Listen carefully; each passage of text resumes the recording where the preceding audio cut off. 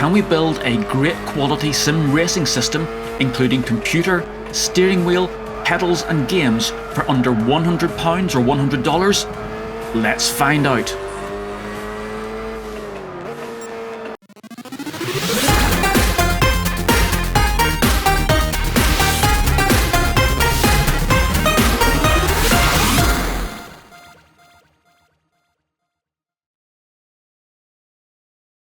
Hi and welcome to Bytes. Hold on a sec, let me just get rid of this stuff here.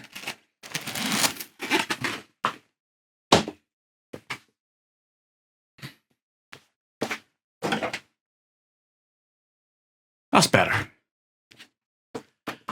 Hi. Recently, I've been getting into sim racing. Now, if you're not familiar with the term, sim racing is basically playing driving games, but games where the car physics are accurately modelled to provide a more realistic driving experience. Now, this sets the genre apart from standard arcade-style games, which are based on driving a vehicle, but the gameplay is based on other aspects rather than mimicking the real driving and racing. So sim racing also involves creating a more lifelike interface with the game itself. So you can use normal game controllers, but to get accurate feedback from the car and better overall control, you'll need extra hardware such as a steering wheel, pedals, gear stick, and so on. Now, these controllers will also provide force feedback, where you'll actually be able to feel the steering wheel pulling and jerking as you skid, hit bumps, etc. Now, naturally, you can take the hardware to extremes of realism, and with it, of course, goes the cost. So people do actually drive professionally for some racing teams, and they compete in real-time competitions against drivers from all over the globe and in every formula you can think of.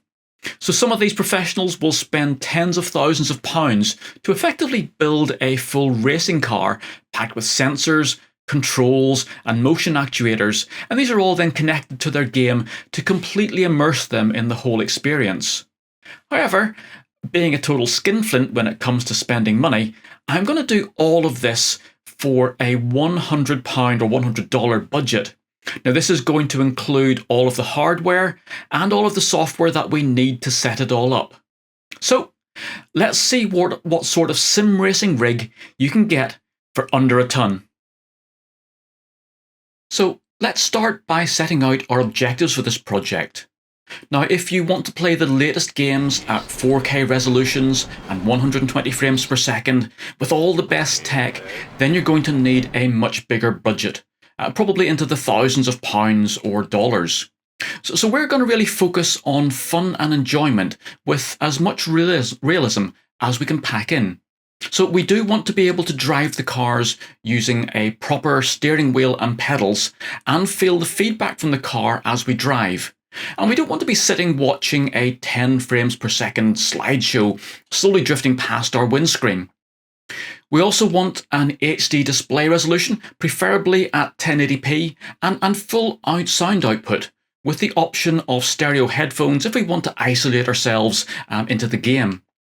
So for our display, I will be assuming that we have access to either a TV or a monitor with full sound output that we can then drive over an HDMI output. So really, that gives us a target to work towards. So let's work out what we'll need. So to set up our sim racing system, we're going to need to consider the three main components. Now the whole project will centre around the computer system that we use. So to come inside our budget, we'll be looking at a second-hand system, and that has to include the processor, graphics and soundboards. So next we're going to need a steering wheel and pedal set that will connect to our computer and be compatible with our games. Now for realism, this will have to have force feedback. Now you can get cheaper units without force feedback, but they really don't give you the sense of driving a real car. And again, to get the cost down, we'll be looking at a readily available second-hand device. Now lastly then, we need at least one car simulation game that's able to show off the full potential of our hardware and make use of the steering wheel system. So let's take our $100 or £100 online and see what we can get. So first off then, we need to look at the computer, as this is going to dictate everything else in the project. So again, that's a good place to start. So gaming PCs then, they are expensive, and second-hand computers in our price range are going to have a vast spread of specifications and compatibilities. So there's such a range of processors, RAM, graphics cards, and so on that you need to select and configure. Now, buying a second-hand gaming PC, if you want to call it that, still doesn't guarantee any specific level of performance. So yes, you can generally estimate what a processor and GPU combination will do, but it's still a bit hit and miss about what games it will actually be able to run at a reasonable quality setting. So really, I'm not even going to bother looking at this route. So we want something that we know will run the games we choose at full speed without having to mess around with overclocking, drivers, and all that hassle. And this really is where consoles, so consoles therefore are really our computer of choice. These are of course an all-in-one gaming solution with little to no variation in specification for any particular platform. So as long as the console is working, it will play its entire catalogue of games at full speed, at full resolutions, no questions asked. Now, at the moment then, we're actually in quite a good position regarding older consoles. So we have what's known as the 7th generation consoles. So these are sort of the PlayStation 3, the Microsoft Xbox 360, and also the Nintendo Wii is in there as well. And these are all easy to get hold of and offer up to full HD 1080p gaming at around about 60 Hz. Now you can pick them up easily on eBay for around about £50 or $50. Again, sometimes you have to be patient to get that price. And that will generally then include both the console, its power supply, and at least one controller, possibly a couple of games thrown in as well. So really, everything you need to get it playing any game that you want.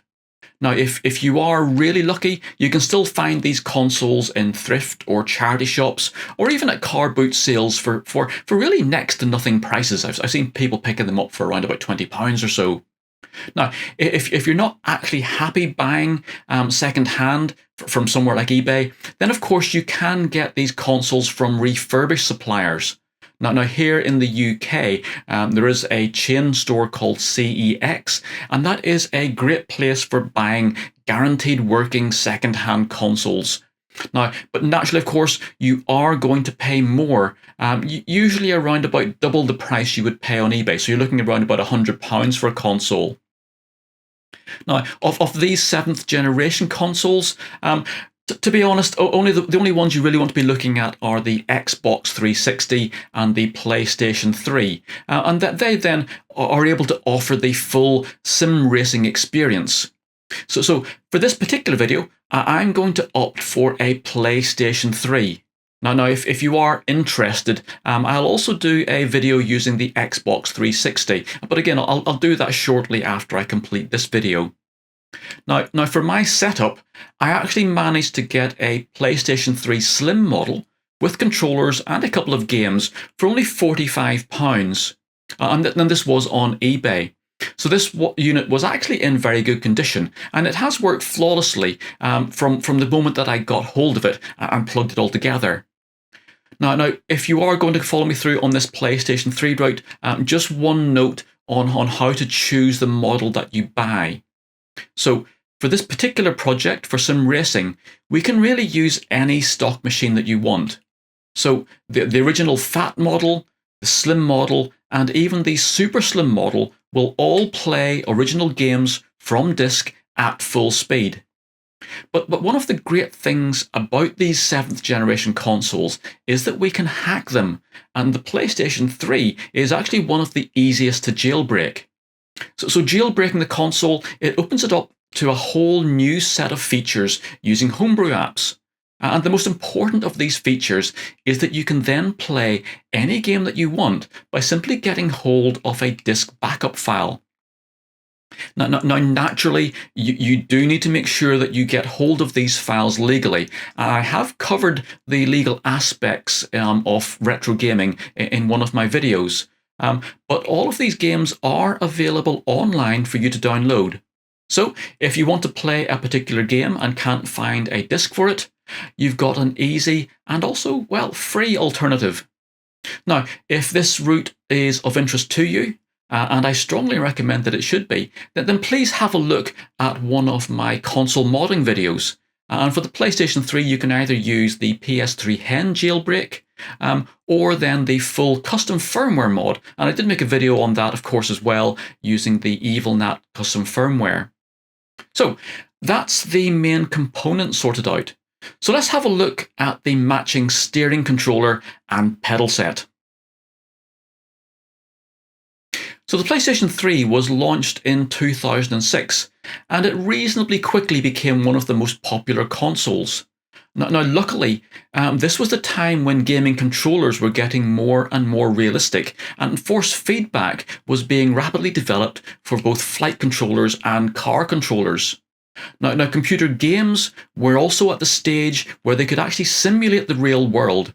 So naturally, the newer, at that time, consoles had a range of great controllers developed for them. Now, if you're not familiar with force feedback, particularly for steering wheels, now this is a technology that allows the game controller to move the steering wheel by itself. So basically, the steering wheel is attached to a motor, and you can, of course, turn the wheel as normal, but the controller then can apply power to this motor to either resist your turning motion or even completely override you and jerk the wheel round against you. So the upshot of this control then is that the racing game can actually simulate the effects that you'd feel on the real steering wheel if you were driving a real car. So as the car skids, bumps, crashes and drives over obstacles, you would of course naturally feel the wheel responding to that road surface and the wheel grip and the surface texture. So that's what we're trying to simulate then with these steering controllers. So with our remaining budget in mind, let's go and see what's available. So if you have a look on eBay, you'll find a number of options. So there are some simple wheel and pedal sets that may offer you some of the rumble feedback, but not true force feedback. Now, I would advise please avoid these, even though they are generally cheaper. So you can get then a working steering wheel, but it will feel dead, and you'll miss out a lot of the point of playing these proper driving simulation games. It just really isn't going to give you that same atmosphere. Now, you'll also find that there are some motion-sensitive steering wheels, like this one for the Xbox 360. And there is actually a PlayStation 3 version of this. But this simply measures the rotation as you hold it. Again, it's got rumble feedback, and it works really well for arcade-style games. But again, these come in. Well, I picked this one up here from CEX for only £4. Yeah, £4 for a full game controller. So it does become a very tempting offer, and obviously I did go and buy one. But again, I'll cover the uses for this more in another video. I wouldn't advise this for your sim racing setup. So when you do choose one, do also make sure that you choose one that comes with pedals. Now you don't need, and to be honest, for this particular setup, you probably won't be able to find one with a clutch pedal. So just the accelerator and the brake pedal, or the gas pedal, if you want to call it that. But do make sure that your package comes with all the cables that you need to connect it together. Now, I have seen some listings where the cables and sometimes the power supplies are missing, and of course you're then going to have to go out and find those and buy them. So, of the true force feedback wheels that I found, I've gone for this one here, which is the Logitech Driving Force GT. And this was released back in 2007, and it came out to partner with the game Gran Turismo 5. So this is a great controller, and it's even well rated by today's standards. So it has a full 2.5 turns of the wheel from lock to lock.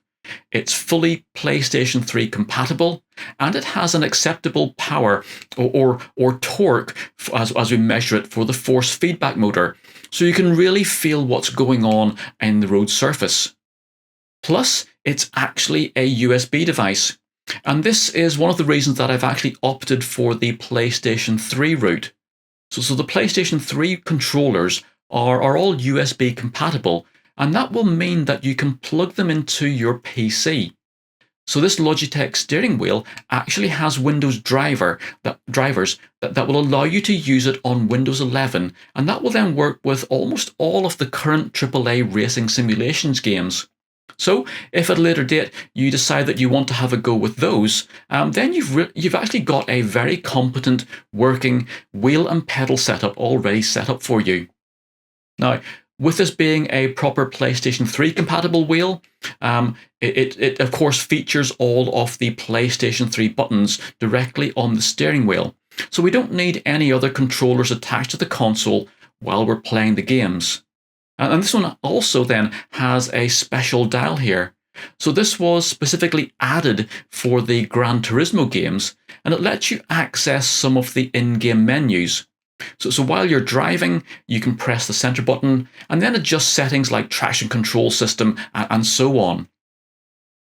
So this particular unit here, I found this in an auction on eBay, and the final selling price for that was only £42, and that gave me a fully working model in really good condition. And again, if you're buying online, make sure that it comes with all of the required leads, and of course you need a clamp for this one to attach it to your desk.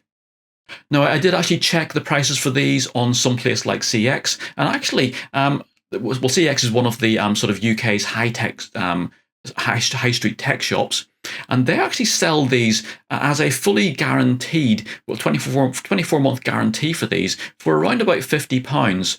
So again, I'm sure that a number of other stores will sell those as well. And if you want that extra security, that is a really good way of going for it. So we now have a console and a steering wheel set. So that's pretty much everything we need hardware-wise. So all we need now is at least one racing sim game to get us up and running. So far then, I've spent £45 for my console and £42 for the wheel set. So I've got a whole £13 left for games.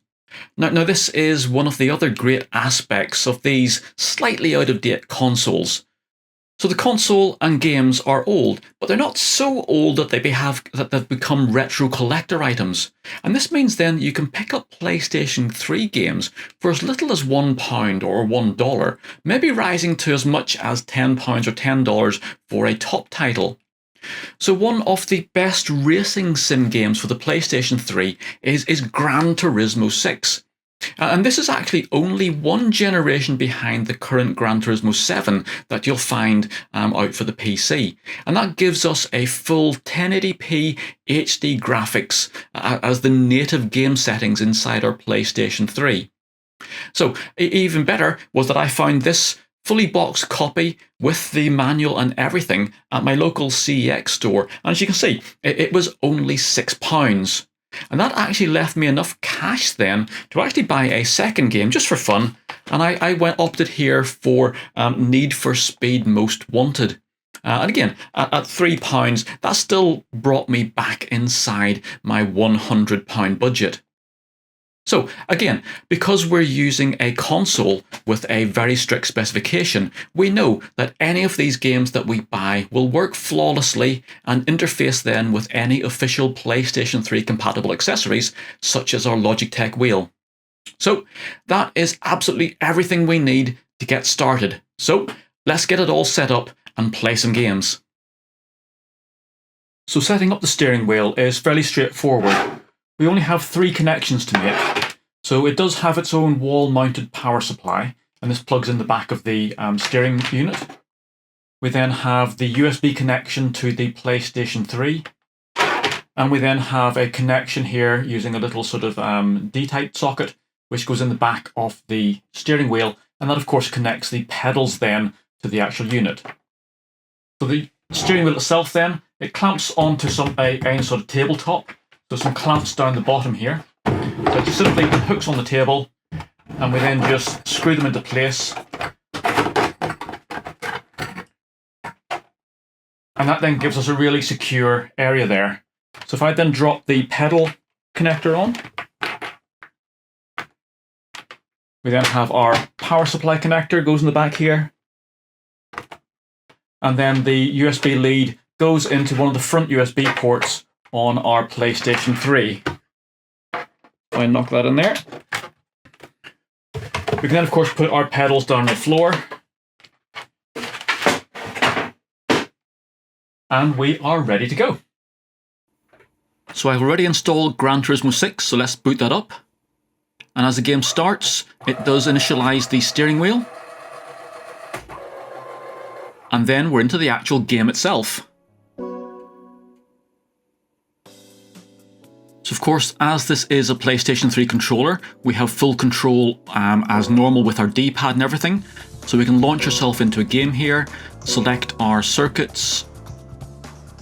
So we'll try this one over here. Then of course we can go through and select a car. And again, we're really showing here that we do have a full PlayStation 3 controller built into our steering wheel. So again, this is one of the great advantages of going down the console route, where just everything fits together and works as it should. So finally, once we've got everything selected, we should be able to jump into an actual race. So here we are then in a Gran Turismo 6 race. And as you can see, we are playing at a full 1080p, and oh, that wasn't a very good move. I obviously braked a wee bit too late there. But again, it's as we're going through there and as a crash happened, again, it's hard to see on the actual video, but of course I got sort of full force feedback through the wheel from that, and it was jerking, pulling my steering wheel from side to side as I was skidding and so on. And again, coming into this corner here under braking, maybe you can see a little bit of jerking on there. As I hit the curb, I will get rumble. And again, I think in a second here, I do take my hand off the wheel, just so you can see that it is actually providing feedback as I'm driving along here. There you can see it's showing me the various undulations and various sort of feelings as you drive around the circuit.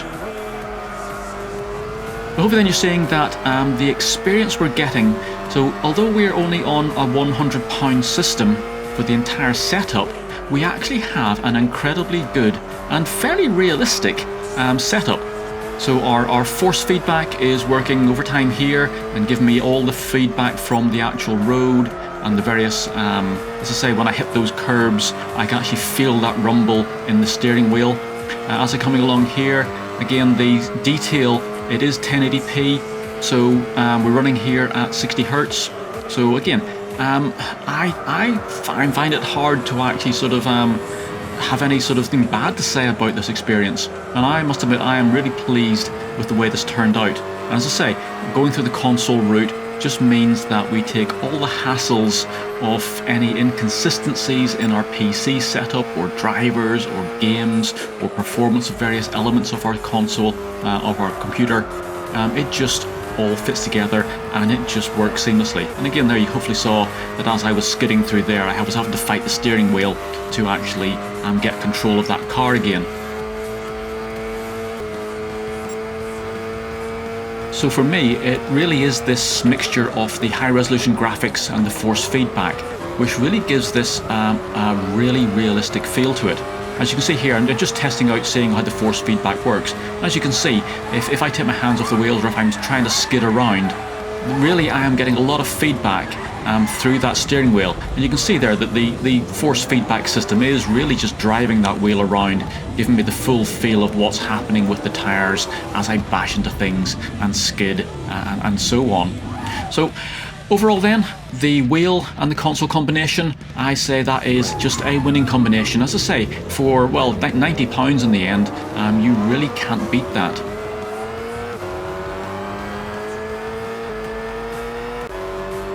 So the other aspect then of going for the racing sim situation with the wheel and so on is the amount of accuracy you can get in the control of the car.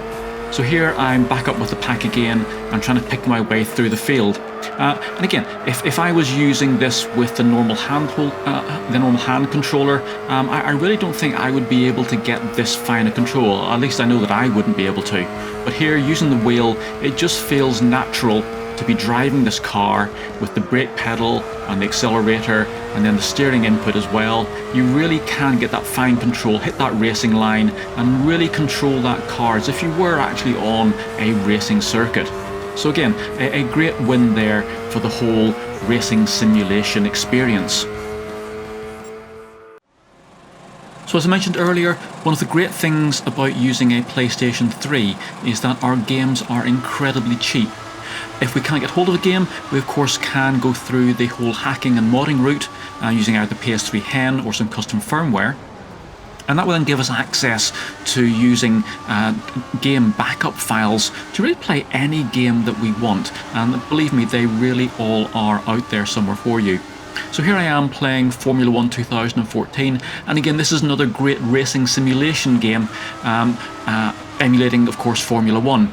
It makes full use of our PlayStation 3, giving us great graphics and great gameplay, and of course is fully compatible with our Logitech Force Feedback GT, giving us full racing feel as we drive around, touch the curbs, and everything that you would expect from a true racing simulation.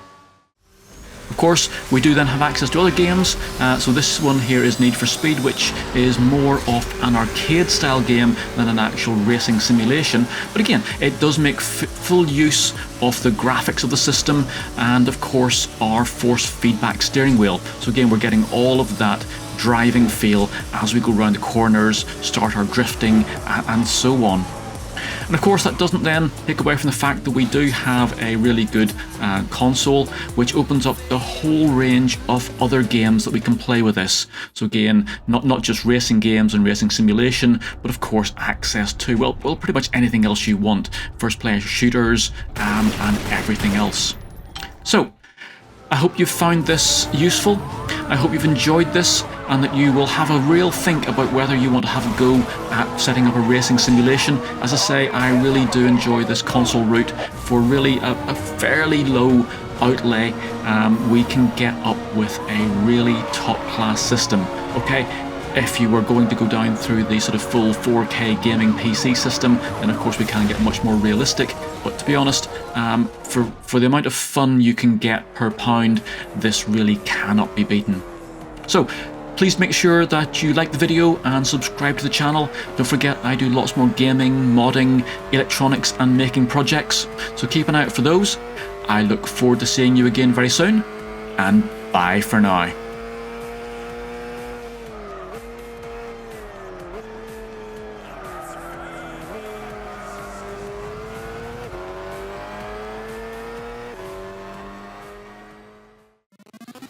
For more games programming, electronics projects and retro gaming, please make sure you like this video, subscribe to my YouTube channel and visit my website.